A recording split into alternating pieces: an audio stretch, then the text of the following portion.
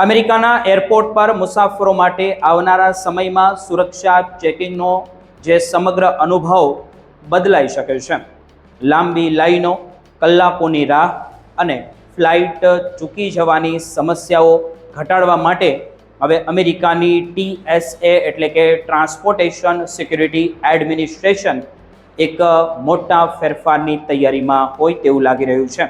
અમેરિકામાં ભૂતકાળમાં થયેલા સૌથી લાંબા સરકારી શટડાઉનના દરમિયાન એરપોર્ટ પર સર્જાયેલી અફરાતફરી પછી હવે સરકાર પ્રાઇવેટ સિક્યુરિટી મોડેલ તરફ આગળ વધી રહ્યું હોવાનું સામે આવ્યું છે.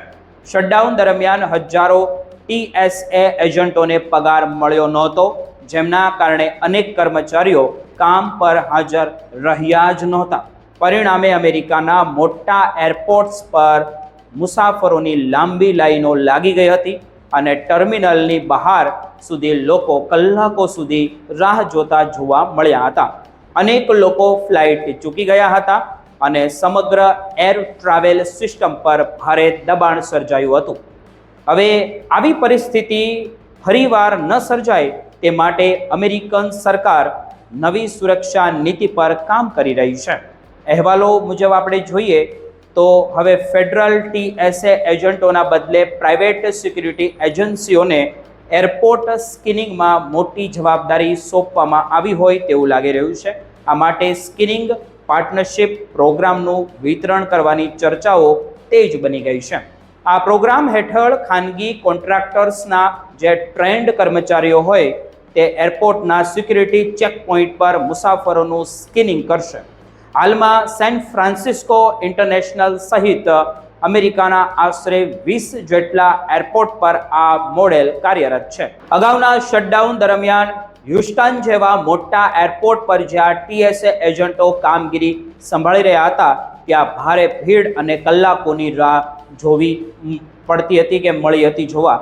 જ્યારે પ્રાઇવેટ સ્કેનિંગ ધરાવતા એરપોર્ટ પર સ્થિતિ ઘણી સારી હતી એવું કહી શકાય. હવે TSA ગોલ્ડ પ્લસ નામનો એક નવો પબ્લિક પ્રાઇવેટ સ્કેનિંગ ઇનિશિયેટિવ શરૂ કરવાની તૈયારીમાં છે. આ યોજના હેઠળ આધુનિક ટેકનોલોજી, ઝડપી સ્કેનિંગ સિસ્ટમ અને પ્રાઇવેટ સ્ટાફનો ઉપયોગ કરીને મુસાફરોને ઝડપી ક્લિયરન્સ આપવામાં આવશે.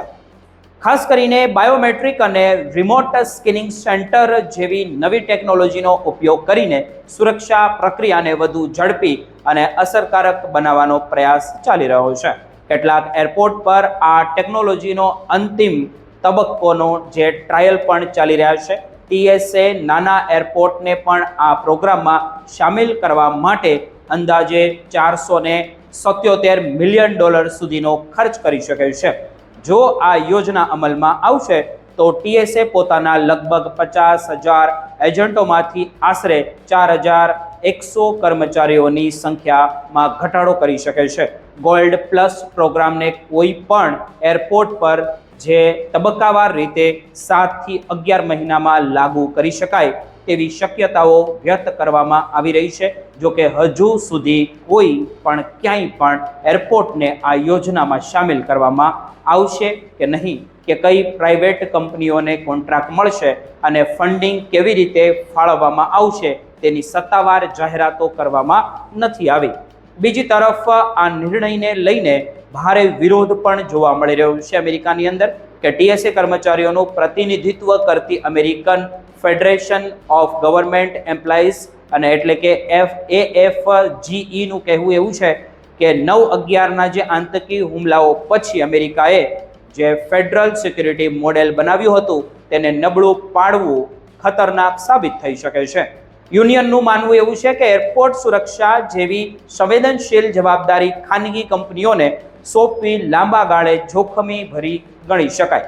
જો કે નિષ્ણાંતોનું તો એવું કહેવું છે કે આ યોજના આધુનિક ટેકનોલોજીના સમયમાં પબ્લિક પ્રાઇવેટ પાર્ટનરશિપ મોડેલ વધુ અસરકારક બની શકે છે.